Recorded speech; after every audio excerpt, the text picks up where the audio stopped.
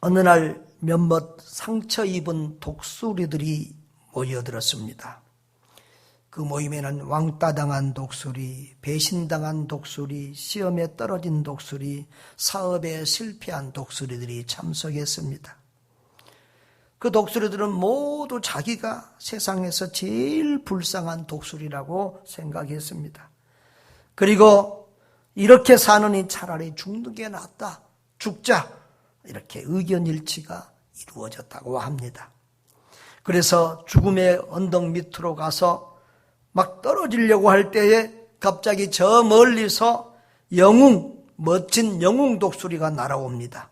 그러면서 너희들 지금 못해! 그러고 소리를 쳤습니다. 상처 입은 독수리들이 말했습니다. 너무 살기 힘들어서 우린 죽기로 결정했어. 그때 영웅 독수리가 큰 날개를 펴더니 몸 곳곳에 있는 상처들을 보여주면서 말합니다. 내 몸의 상처들을 봐라. 이건 솔가지에 찢긴 것이고 이건 다른 독수리에게 핥힌 자국이다. 이건 비바람에 상한 것이고 그리고 마음의 상처는 훨씬 더 많다. 그러면서 상처가 없는 새가 어디 있겠냐? 태어나자마자 죽은 새들만 상처가 없을걸? 자, 우리 일어나서 날자. 이렇게 다른 새들을 격려했습니다. 그렇습니다. 세상에 상처가 없는 사람은 없습니다. 나무에 나이테가 있듯이 사람은 살아온 만큼의 아픔과 상처들을 가지고 있습니다. 우리가 볼 때는 마냥 행복해 보이고 성공한 것처럼 보이고 존경스러운 사람들이라고 할지라도 다 그 사람들의 인생에도 지우개가 있다면 지워버리고 싶은 과거들이 있습니다. 서양 속담에 너희 상처를 별로 만들라라는 말이 있습니다. 정말 영어로 보면 이 상처와 별은 철자 하나 차이입니다. 상처는 SCAR, scar. 그리고 영어는 별은 STAR, star입니다. 우리가 진주조개 이야기도 알지요. 아름다운 진주는 조개에 상처가 생기면서 그 상처와 씨름하는 과정에서 만들어진다고 하지요. 상처는 분명 아프고 고통스러운 것이지만 상처에 대한 반응에 따라서 우리 인생이 달라진다는 사실을 기억하시기를 바랍니다. 또 우리는 우리의 모든 상처는 예수님을 만나기만 하면 그것이 아름다운 진주로 변하는 축복이 되는 줄 믿습니다. 오늘 이 세상에서 가장 상처가 많은 한 여인이 예수님을 만나 스타가 된 스토리를 우리가 함께 보기를 원합니다. 또 예수님은 그렇게 변한 여인을 보고 밥을 안 먹어도 배부르다, 그렇게 표현을 하고 있습니다. 옛날 어르신들이 아주 기분이 좋고 흡족할 때 야, 밥 안 먹어도 배부르다 이런 말을 하죠. 그런데 우리 예수님도 오늘 참 밥 안 먹어도 배부르다 이런 표현을 하고 있습니다. 그것은 전도의 열매를 거두고 난 다음이었습니다. 전도에는 여러 가지 방법이 있죠. 외치는 전도가 있고 관계 전도가 있습니다. 직접 전도도 있고 또 착한 행실과 선한 일들로 하는 또 구제 같은 간접 전도가 있습니다. 많은 사람을 놓고 하는 대중 전도가 있고 1대1로 한 사람을 만나서 하는 1대1 전도가 있습니다. 치유사역이나 기적을 통한 능력 전도도 또 있습니다. 하여튼 예수님은 이런 모든 전도법을 다양하게 사용하셨습니다. 오늘 본문은 예수님이 한 여인을 만나서 1대1로 전도하는 그 내용과 그 결과에 대한 말씀입니다. 자, 예수님의 사마리아 여인 1:1 전도 과정을 한번 살펴보면서 우리도 이렇게 전도하면 좋겠구나 하는 지혜를 얻기를 바랍니다. 자, 이 전도는 우연인 것 같지만 의도적인 전도였습니다. 예수님이 유대 지역에서 활동하시다가 제자들과 더불어 이제 갈릴리 지역으로 내려가십니다. 보통 이스라엘 사람들은 이렇게 갈릴리에서 유다 또 유다에서 갈릴리를 갈 때 이 사마리아 지역은 돌아다닙니다. 동쪽이나 서쪽으로 돌아다녀요. 왜냐하면 거기는 아수르에 의해서 이방인들과 섞어졌다고 그래서 이방인 취급을 하고 유대인들을 사마리아 사람들을 사람 취급을 잘 안 하는 거예요. 그래서 그 땅으로 다니지도 않고 인사도 안 하고 상종도 안 하는 그런 상황인데 예수님은 항상 오가는 길에 사마리아를 통과하시면서 또 사마리아 사람들을 사랑하시고 사마리아인들에게도 복음을 전했던 것을 알 수 있는데 이번에도 예수님은 제자들과 더불어 그 사마리아를 통과하는데 마침 수가성 우물가에 이르게 되었습니다. 그런데 예수님이 제자들을 전부 다 먹을 점심 음식 사오라고 보내고 혼자 계십니다. 우물가에. 그 시간은 낮 12시 정도 되는 시간입니다. 한낮에 유대인들은 물길로 다니지 않습니다. 한낮에는 너무 더우니까 아침 저녁으로 이렇게 보통 사람들이 물을 길는데 그때 한낮에 참 사연 있는 상처가 많은 한 여인이 물을 길르러 옵니다. 여러분, 성경은 예수님이 길 가시다가 피곤하여 우물 곁에 앉았다 그랬는데 사실은 이것은 의도적인 것이죠. 예수님은 누가 그 시간에 거기에 올 줄을 알고 계셨습니다. 여러분, 음식을 얼마나 먹겠습니까? 그 덩치 큰 남자들 몇 명만 가도 되는데 예수님이 모든 제자들을 다 보내고 홀로 앉아 기다리고 있는 것은 뭔가 의도가 있지 않겠습니까? 그리고 수많은 사람들 중에서 그 죄 많은 여인을 찾아가 만난 것은 우리 지난주에 말씀드렸던 것처럼 예수님은 심령이 가난한 사람을 찾아서 애통하는 사람을 찾아서 그 사마리아 성 우물가에 간 줄 믿습니다. 자, 그리고는 이제 자연스럽게 일상적인 일로 대화를 열어갑니다. 여러분, 지금 어디에서 누구를 만났어요? 우물가에서 물을 길르러 온 여인을 만났어요. 그 여인에게 물 좀 달라고 하는 것은 너무 자연스러운 일이잖아요. 물을 달라는 것으로 이야기를 시작을 합니다. 아마 커피숍에서 만났더라면 커피 얘기를 하면서 말을 시작했을 것입니다. 식당에서 만났다면 음식 얘기를 하면서 아마 대화를 했을 수도 있습니다. 하여튼 그 상황에서 그 주변에 있는 것들을 화제거리로 삼아서 이렇게 대화를 하고 있습니다. 그리고는 이제 일상적인 세속적인 대화를 이제 영적인 대화로 이렇게 이끌어 가십니다. 사마리아 여자가 예수님께 묻습니다. 당신은 유대인으로서 어찌하여 사마리아인 여자인 나에게 물을 달라고 하십니까? 유대인들은 사마리아인들에게 말을 걸지를 않는데 왜 나에게 물 달라고 말을 거느냐 이거예요. 그러니까 예수님이 이렇게 말하죠. 너가 만일 하나님의 선물과 너에게 물을 달라고 하는 내가 어떤 사람인 줄 알면은 오히려 너가 나한테 생수를 달라고 그렇게 구하였을 것이다. 이런 이상한 말씀을 하십니다. 그러니까 여자가 주여 물기를 그릇도 없고 이 우물은 깊은데 당신이 어디서 그런 생수를 얻겠습니까? 이렇게 말을 합니다. 그렇습니다. 이렇게 예수님은 일반적인 대화를 영적인 대화로 이렇게 이끌어 가십니다. 자, 그리고 이제 예수님이 그 다음에는 이제 뭐라고 합니까?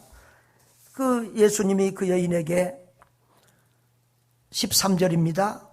이 물을 마시는 자마다 다시 목마르지만 내가 주는 물을 마시면 영원히 목마르지 아니하고 내가 주는 물은 그 속에서 영생하도록 솟아나는 샘물이 되리라. 그렇게 말씀합니다.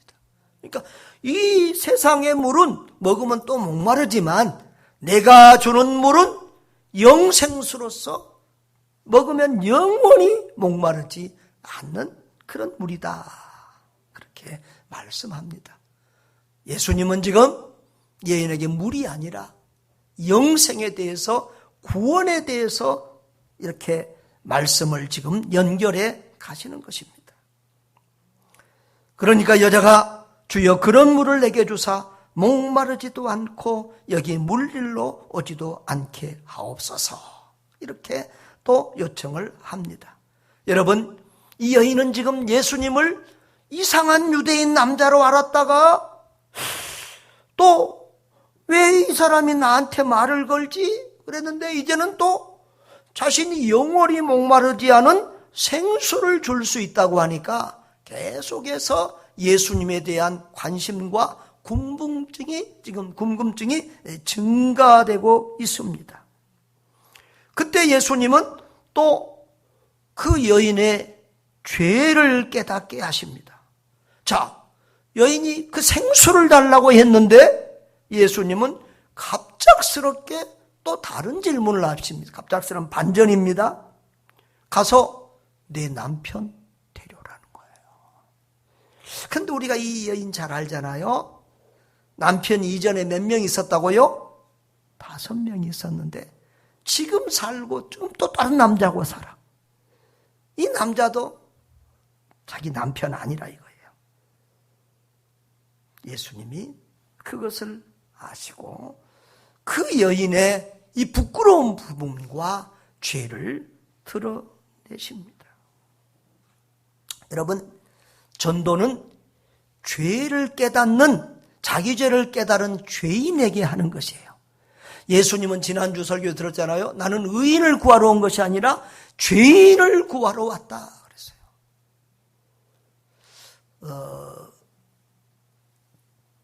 전에 이제 제가 전도사 때 어린이 전도를 많이 했습니다. 제가 이렇게 교회를, 우리 고향이 교회가 없었어요. 주일학교를 제가 못 다녔잖아요.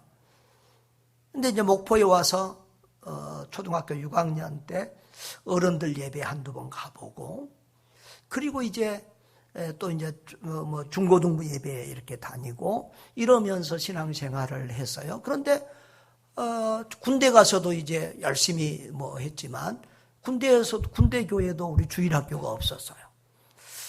그래서 이제 신학을 시작하니까 주일학교 중고등부를 담당하는 전도사를 시켰는데 82년도 목포에서부터 합동 측에 이제 지방신학교를 다니면서 전도사를 했습니다. 근데 제일 어려운 게 이 주일학교였어요. 율동도 해야 되고 찬송도 해야 되고 이런 다 해야 되는데, 그래가지고 방학만 주면은 아주 그 목포에서 서울까지 2교단 성경 교사 강습에, 저교단 교사 강습에 여기저기를 다니면서 열심히 배웠습니다.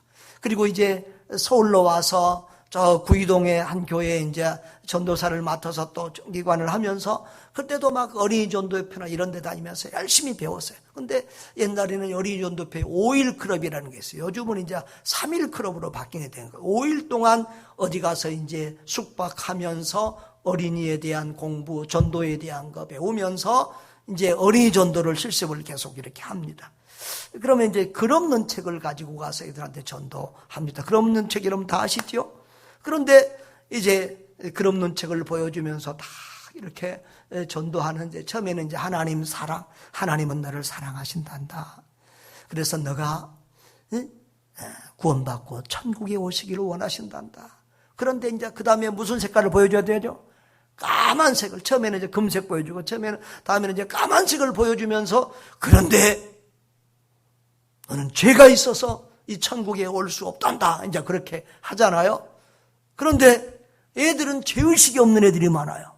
자기 죄 없다는 거예요. 그때 우리 교사들이, 그때 우리 이제 전도하는 분들이 모이면 하는 재밌는 말이 있어요. 무조건 애들을 죄인 만들어야 된다는 거예요. 애들을 죄인 만들어야 돼. 이거 뭐냐 그러면 자기 죄를 깨닫게 해야 돼. 야, 너 엄마 심부름 안 한 적 있어 없어? 거짓말 한 적 있어 없어? 동생 때린 적 있어 없어? 이렇게 해가면서 이제 어찌하든지 이것저것 물어가지고 얘가 나도 죄가 있네. 이제 그렇게 깨닫게 해야 되는 거예요. 그러면 죄를 지으면 어디 가지? 지옥 가지요. 이제 그렇게 해야만 그 다음에 이제 예수님이 필요한 거예요. 그 다음에 이제 예수가 나오는 거예요. 그 죄와 사망 지옥에서 구원할 예수님을 이제 그 다음에 설명하게 되니까 반드시 죄의식을 가지게 해야 돼요. 그렇습니다. 전도는 죄인을 구원하는 것이니까, 죄인만이 복음을 필요로 하는 것이니까 죄를 깨닫게 해야 돼요. 예수님이 뚱딴지처럼 하는 것 같지만 이 여인의 죄를 지금 들추고 있는 것입니다. 그러니까 이 여자가 이제 깜짝 놀랍니다. 그리고 예수님을 선지자라고 하죠. 자, 그리고 예수님은 인간의 모든 죄를 숨김없이 아시는 하나님, 예수님을 직면하게 하십니다. 그래, 네 말이 맞다. 남편 없다는 말이 맞다. 너 남편 5 있었고 지금 있는 자도 내 남편이 아니구나. 이 여자의 그 모든 것을 다 알고, 여자의 모든 죄와 부끄러움을 다 알고 말씀하시는 예수님 앞에 여인은 주여 내가 보니 선지자로 소이다. 예수님을 이제 이상한 유대인 남자에서 선지자로 보는 데까지 예수님에 대해서 더 지금 알아가고 있는 거예요. 인정하고 있는 거예요. 여러분, 이 사람이 나의 모든 죄를 환히 알고 있구나. 그렇습니다. 이 죄의식을 가져야만 우리가 그리스도인이 되고 예수의 제자가 될 수 있습니다. 베드로가 밤새도록 고기를 못 잡았는데 예수님 말씀에 순종해서 그물을 던졌잖아요. 그런데 물고기가 한 마리도 없던 그 갈릴리 바다에서 많은 고기를 잡잖아요. 그때 그냥 어부가 많은 고기를 잡았으면은 그냥 마냥 기뻐하고 즐거워해야 될 텐데 베드로는 뭐라고 해요? 그래요? 예수님 앞에서 주여 나를 떠나소서 나는 죄인으로소이다 그렇게 나가잖아요. 우리의 모든 허물과 죄를 알고 계신 주님, 예수님 속에서 그 하나님을 보아야만 우리가 진정한 그리스도인이 되는 줄 믿습니다. 이 여인은 예수님 안에 있는 그 하나님성, 메시아성, 신성을 보았어요. 그래서 이제 선지자라고까지 인식을 하고 있어요. 그리고 이제 더 깊은 영적인 대화로 질문과 답변으로 나아갑니다. 이 여인은 예수님이 선지자라는 것을 깨닫는 순간 가장 궁금했던 한 가지 질문을 합니다. 참된 예배가 무엇이고 참된 신앙이 무엇인가? 사마리아 사람들은 그리심산이라고 하는 곳에서 제사를 드리면서 우리 제사가 진짜야 그렇게 합니다. 지금도 이스라엘 여행을 가보면 그리심산, 그러니까 옛날에 이제 그리심산 그건 축복의 산이잖아요. 에발산은 저주의 산이고 그 그리심산 높지도 않습니다. 동산 같습니다. 그런데 거기 가면은 지금도 사마리아 사람들은 자기들이 정통이라고 그러고 이 사마리아인들은 오경, 그 창출 레민신 오경 있죠. 모세오경도 달라요. 유대인들하고. 그러면서 자기들이 정통이라고 그러고 지금도 제사를 드려요. 지내요. 근데 그들이 그리심산에서 드리는 자기들이 진짜고 저 예루살렘은 가짜라는 거예요. 근데 또 유대인들은 예루살렘에서 드리는 예배가 진짜 예배고 그게 진짜 제사지, 사마리아인들은 저건 엉터리들이야. 이방인 취급을 해버리잖아요. 그래서 예수님은 그 질문에 예루살렘 그리심산 예배 제사의 장소가 중요한 것이 아니라 영과 진리로 인격적으로 성령 안에서 하나님을 예배하는 것이 참된 예배다. 그것이 중요하다. 예배당이 뭐 얼마나 편하고 좋냐, 어디 예배당 어디 장소가 중요한 것이 아니라 신령과 진정으로 영과 진리로 예배하는 것이 참된 예배다. 이렇게 간단히 말씀하시고 그 다음으로 진행합니다. 우리가 전도하다 보면 돌발 변수가 생깁니다. 전도할 때는 정말 마음속으로 기도하면서 해야 돼요. 방해꾼이 있어요. 그 애들도 전도하다 보면 꼭 그때 꼭 영접하고 그런 순간으로 클라이막스에서 아무개야 개똥아 밥 먹어라 그러고 엄마가 나타나고 뭐 지나간 사람이 방해하고 이럴 때가 있어요. 그래서 우리가 전도할 때는 탈속으로 기도하면서 이렇게 성령을 의지하면서 해야 되는데요. 아무튼 이렇게 돌발 변수 엉뚱한 또 질문을 할 때도 있어요. 그러면은 그 질문을 간단하면 예수님처럼 이렇게 간단하게 대답하고 넘어가고, 그리고 아니면 또 그럼 그건 나중에 또 이렇게 대답해 나중에 가르쳐 드릴게요 하면서 그 다음으로 진행을 해야 되는 것이죠. 예수님은 간단히 그것에 대해서 대답하시고 계속해서 이제 진행을 하십니다. 자, 어디까지 가야 돼요? 메시아, 예수님이 메시아, 우리의 구원자 그리스도라는 것까지 알게 해줘야 되는 것이죠. 그래서 4장 25절에 보면은 여자가 이르되 메시아 곧 그리스도라는 이가 오실 줄을 내가 아노니 그가 오시면 모든 것을 우리에게 알려주시리이다. 이렇게 이 여인이 메시아 그리스도를 기다리고 있다는 사실을 알게 됩니다. 그리고 예수님은 너에게 말하는 내가 바로 그라. 내가 바로 너가 기다리고 있는, 유대인들이 기다리고 있는 그 그리스도다라고 말씀하시는 겁니다. 여러분, 복음은 여기까지 가야 되는 것이죠. 모든 죄인에게는 우리의 죄를 대신 담당할 대속자이신 그리스도 예수가 필요한 거예요. 누구든지 그 예수님을 믿으면 죄사함 받고 구원받는 줄 믿습니다. 예수님은 자신의 죄 때문에 십자가에 죽은 것이 아니라 바로 저와 여러분, 우리 인간의 죄를 대신 지고 십자가에서 대속의 죽음을 죽으시고 부활하신 줄 믿습니다.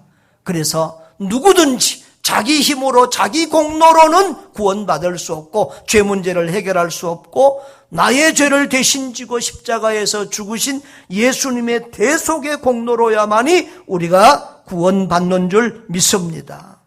그렇게 죄 문제를 해결하는 거예요. 여러분, 그래서 예수님은 당신이 바로 그 메시아 그리스도라는 것을 알려주십니다. 여러분, 우리도 이렇게 예수님처럼 참 지혜롭게 능력 있게 전도를 잘하면 얼마나 좋겠습니까? 나는 못해요.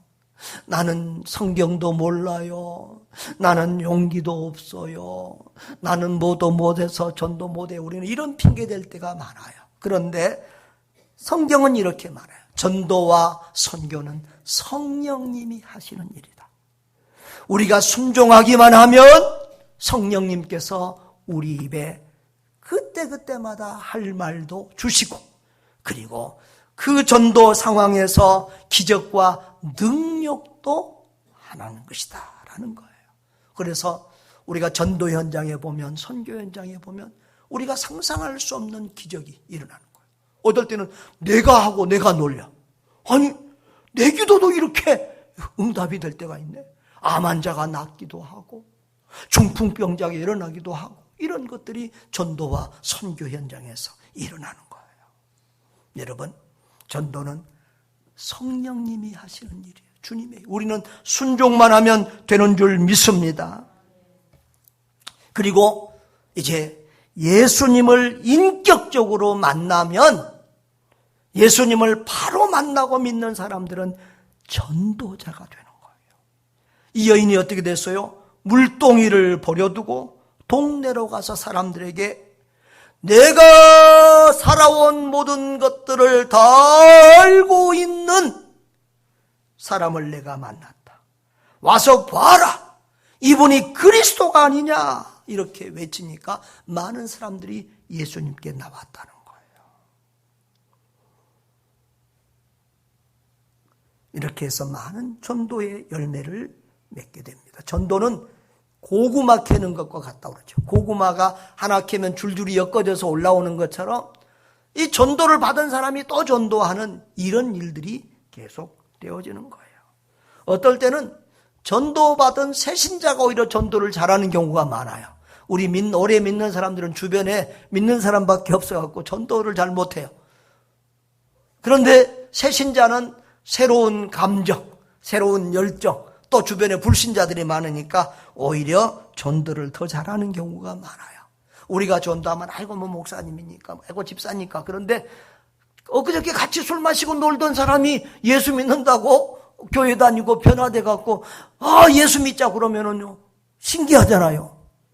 그래서 전도되는 경우들이 많아요. 자, 그런데요 여러분, 예수님을 만난 사람들의 공통점이 있어요. 그것은 예수님을 전하고 싶다는 거예요. 예수님을 자랑하고 싶어져요. 이거 목사님, 나는 지금까지 교회 다녀도 절대 뭐 전도하고 싶은 마음이나 예수님 전하고 싶은 그런 마음이 없는데요. 그렇다고 하면 당신이 예수님을 만난 사람인지 의심해 보셔야 돼요.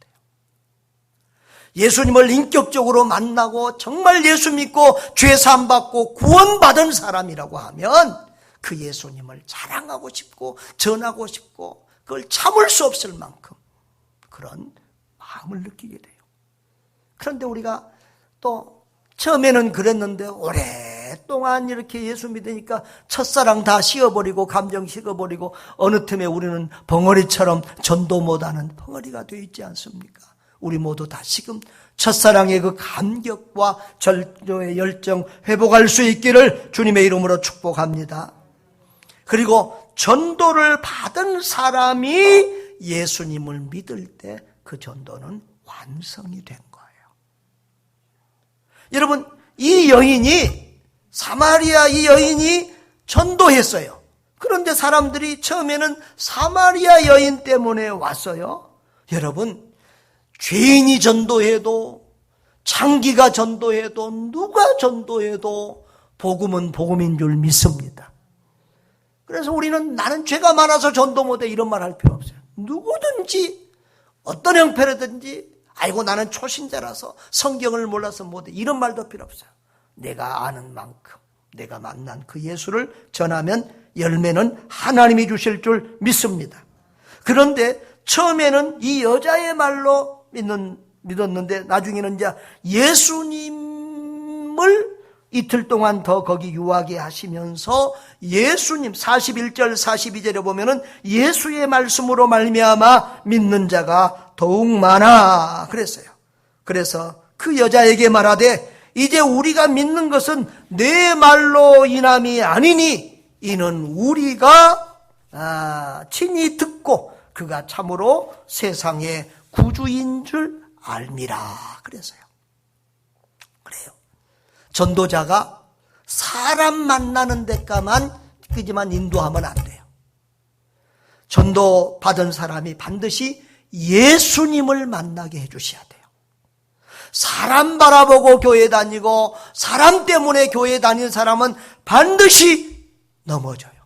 바람만 불어도 넘어지고 비만 와도 넘어지고 조금만 시험이 들어도 넘어지고 신앙생활을 중단하게 돼요. 그러나 예수님을 만나고 예수 믿고 죄사함 받고 구원받은 사람은 흔들리지 않고 어떤 경우에도 끝까지 믿음 지키며 살아가게 되는 줄 믿습니다. 그래서 사람 만나는 그것보다도 예수님을 직접 만나고 구원을 받도록 이끌어 주어야 될 줄 믿습니다. 마지막입니다. 그런데 이 전도자에게는 큰 기쁨이 있습니다. 자, 그렇게 이 수가성 여인이 전도하러 나간 사이에 이제 제자들이 점심 빵이나 이런 음식을 사가지고 왔습니다. 그리고 랍비여 선생님 잡수세요. 그러니까 예수님이 내게는 너희가 알지 못하는 먹을 양식이 있다. 그렇게 말합니다. 그러니까 또 이 속 없는 제자들이 누가 그러면 그 사이에 먹을 것 갖다 드렸습니까? 이러니까 예수님이 다시 한번 34절에 이렇게 말씀하시지요. 나의 양식은 나를 보내신 이의 뜻을 행하며 그의 일을 온전히 이루는 이것이니라. 할렐루야. 예수님의 양식은 예수님을 보내신 성부 하나님의 뜻에 순종하며 그 하나님께서 보내신 그 일, 그 사명, 사람 구원하고 사람 살리는 사명을 감당하는 그거라 이거예요. 십자가를 통해서 우리의 죄를 대속하고 전도와 선교를 통해서 영혼들을 구원하고 살려내는 그 일이 우리 하나님이 예수님을 보낸 목적인 줄 믿습니다. 그래서 예수님은 그 하나님 아버지께서 보내신 그 일을 행하고 온전히 그 일을 완수하는 이것이 나에게는 밥보다 더 중요하고 이 세상 무슨 일보다 더 기쁜 일이다. 내 목숨보다 더 중요하다. 이렇게 말씀하고 있습니다. 그렇습니다. 성경에 보면 이 전도 훈련하는 곳이 몇 번 나옵니다. 예수님이 마태복음 10장에 보면 12제자를 2명씩 해서 전도훈련 보내고요. 누가복음 10장에 보면 70인 제자를 70명을 2명씩 이렇게 전도하러 보냅니다. 그리고 다녀오면은 그들의 이제 보고를 받습니다. 그런데 그들이 기뻐하며 돌아와서 보고를 합니다. 누가복음 10장 17절에 보면 70인이 기뻐하며 돌아와 이르되 주여 주의 이름이면 귀신들도 우리에게 항복하도이다. 아까도 말했지만 전도의 현장에는 기적이 있어요. 예수 믿은 사람이 나타나면 귀신도 도망가요. 여러분 그 굿하는데 주일학교에만 가도 굿이 안 되잖아요. 이렇게 전도 현장 선교회상에는 하나님의 역사가 있어요. 자, 그런데 누가복음 10장 20절에 보면 예수님이 그렇게 말해요. 그러나 귀신들이 너희에게 항복하는 것으로 기뻐하지 말고 너희 이름이 하늘에 기록된 것으로 기뻐하라. 이렇게 말씀하세요. 우리가 우리 삶 속에서 기적을 체험하고 살아계신 하나님의 능력을 체험하고 이런 간증거리들이 있는 것도 중요하고 좋은 일이지만 더 기쁘고 좋은 일은 우리의 이름이 하나님 나라의 생명책에 기록된다는 것. 다시 말하면 우리가 하나님의 예수 믿고 하나님의 자녀가 되고 하나님의 백성이 되었다, 구원받았다 라고 하는 사실이 훨씬 더 크고 중요한 일인 줄 믿습니다. 그렇습니다. 전도의 현장에는 기적과 승리가 있습니다. 전도하면 주님께서 가장 기뻐하셔요. 그리고 전도하는 우리 자신들도 그렇게 기쁠 수가 없어요. 그리고 전도받은 그 사람도 나중에 구원의 기쁨을 얻게 되면 너무 좋아하고 자기를 전도해 준 그 사람을 평생 잊을 수 없어요. 생명의 은인처럼 생각해요. 참 무슨 일인지 모르겠는데 저는 기억력이 별로 없어요. 중학교 때 다닐 때 친했던 친구들, 고등학교 다닐 때 친했던 이름들도 가물가물해요. 그런데 이상하게 나를 전도했던 사람들, 초등학교 때 나를 전도했던 봉종군 형님, 또 우리 집에서 하숙하면서 초등학교 때 나를 교회 데리고 갔던 김보모, 또 중학교 때 나를 또 교회로 데려왔던 송광윤이 얼굴도 까무잡잡한 그 에티오피아 사람같이 생긴 그 친구. 이름도 생생하고 얼굴들도 생생해요. 그렇게 우리를 전도해 준 사람이 평생 잊을 수 없는 고마운 사람들인 거예요. 할렐루야. 저와 여러분이 그런 사람 될 수 있기를 바랍니다. 사랑하는 성도 여러분, 제가 3번에 걸쳐서 전도 설교를 했어요. 첫 번째는 때를 얻든지 못 얻든지 듣든지 안 듣든지 전해야 된다. 그 중에 한 명이라도 잃어버린 영혼이 있을 수 있다.